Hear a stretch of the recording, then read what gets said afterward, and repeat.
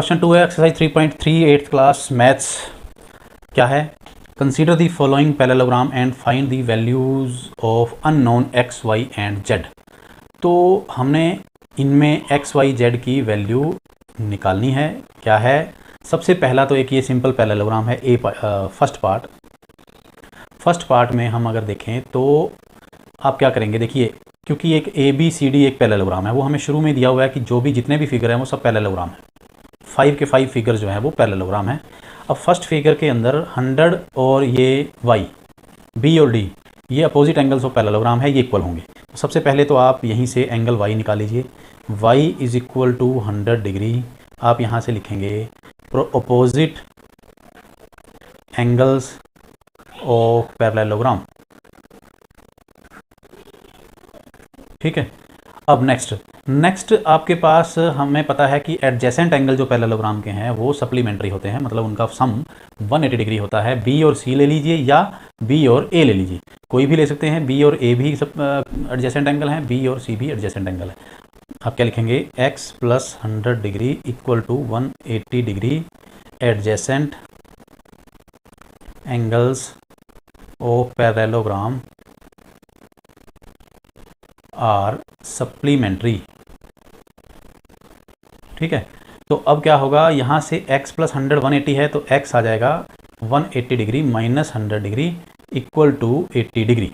तो एक आंसर ये आ गया, एक आंसर ये आ गया। ठीक, x की वैल्यू निकल गई, y की निकल गई। अब z क्या है? वो x के इक्वल है, वो भी अपोजिट एंगल्स ऑफ पैरेललोग्राम है। तो आगे क्या होगा? z is equal to x। इसका रीज़न क्या लिखेंगे? Opposite angles of parallelogram. This implies z is equal to x की वैल्यू कितनी आई थी? 80 डिग्री। ये नेक्स्ट आंसर है। तो y की वैल्यू आ गई, x की वैल्यू आ गई, z की वैल्यू आ गई। लास्ट में आप इसको अलग से लिख के दिखाना चाहें, x is equal to 80 degree, y is equal to 100 degree और z is equal to 80 degree. ये आंसर है। इसका बी पार्ट कर लेते हैं। बी पार्ट में क्या है, यहाँ से अगर आप देखें तो जो ये है 50 और x, ये और ये एंगल ये होंगे आपके सप्लीमेंट्री। x और 50 का सम होगा 180 डिग्री, x की वैल्यू आ जाएगी यहाँ से 130 डिग्री। ठीक है। अब 130 डिग्री x है तो y भी क्या आ जाएगा? इसके इक्वल है क्योंकि अपोजिट एंगल है, वो भी 130 डिग्री। अब इसके बाद आप क्या करेंगे? y और z जो हैं वो अल्टरनेट एंगल्स हैं। अल्टरनेट एंगल्स समझते हैं क्या होता है? जब दो लाइंस पैरेलल को एक लाइन कट कर रही होती है तो ये जो बनता है z, ये एंगल इसके इक्वल, ये एंगल इसके इक्वल, या उल्टा z, ये एंगल इसके इक्वल। तो ये होते हैं अल्टरनेट एंगल। आप इस तरीके से भी कर सकते हैं। x और z कोरस्पॉन्डिंग एंगल है। कोरस्पॉन्डिंग एंगल क्या होते हैं? जब दो पैरेलल लाइंस को एक लाइन कट कर रही होती है तो ये एंगल और ये एंगल, इसको बोलते हैं कोरस्पॉन्डिंग एंगल। तो x और z कोरस्पॉन्डिंग है, y और z अल्टरनेटिंग है। चाहे आप कोरस्पॉन्डिंग से करिए चाहे आप अल्टरनेट से कीजिए, z की वैल्यू 130 डिग्री ही आएगी। ठीक है। अब इसको किस तरीके से लिख के आप दिखाएंगे वो देखिए।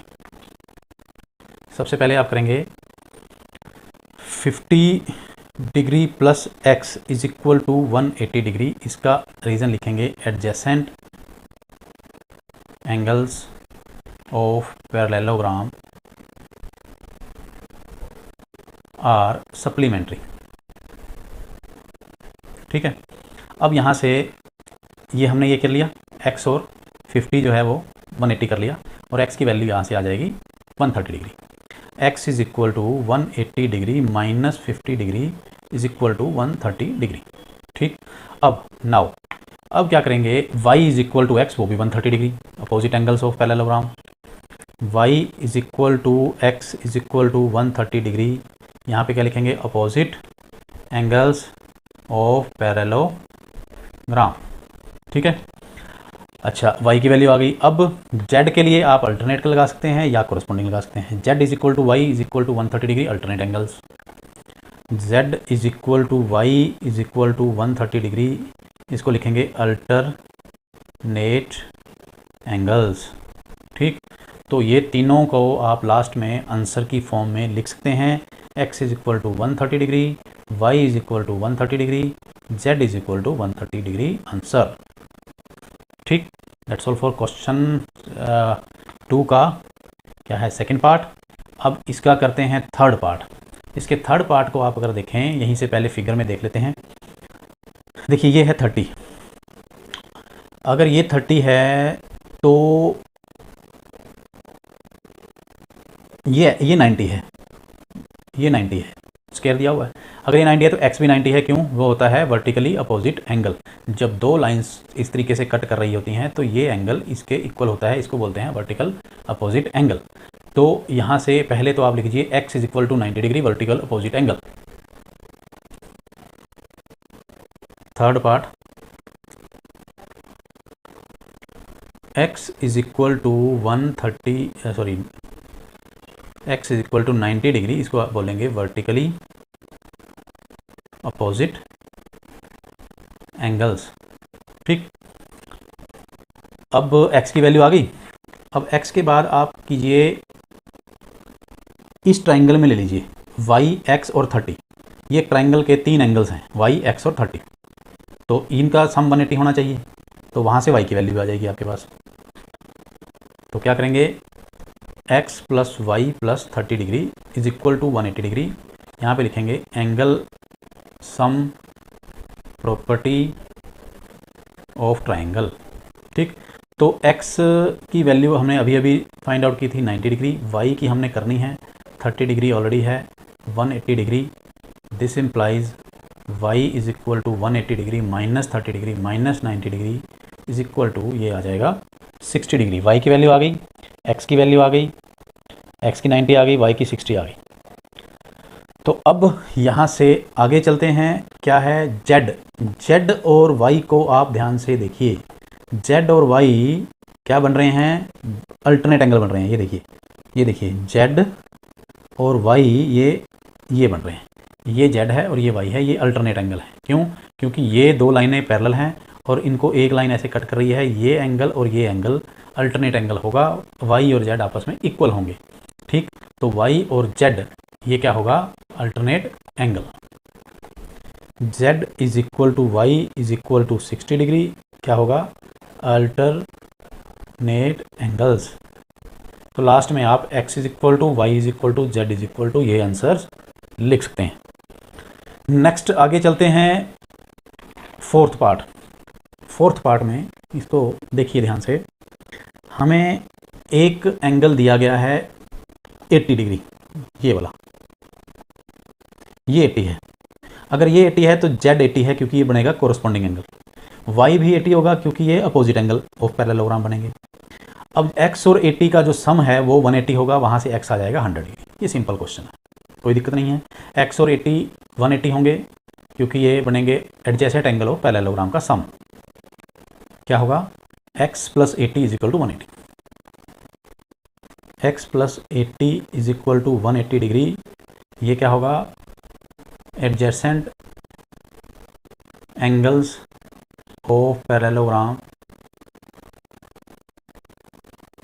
Are supplementary. ठीक है, तो यहाँ से x की वैल्यू आ जाती है 180 degree minus 80 degree is equal to 100 degree. एक तो ये आंसर आ गया। नाउ आप देखिए z 80 के इक्वल है कोरस्पॉन्डिंग एंगल और y 80 के इक्वल है opposite angle of parallelogram. Simply y is equal to 80 degree, ये होगा opposite angle of parallelogram. Parallelogram को मैं ये शॉर्टकट में ऐसे लिख रहा हूँ, और z is equal to 80 degree, ये होगा कोरस्पॉन्डिंग एंगल्स। ठीक, तो यहाँ से x, y और z तीनों को आप अलग से लिख के दिखाना चाहें तो आंसर में लिख के दिखा सकते हैं। तो यहाँ से फोर्थ पार्ट इसका कंप्लीट होता है। अब चलते हैं फिफ्थ पार्ट की तरफ।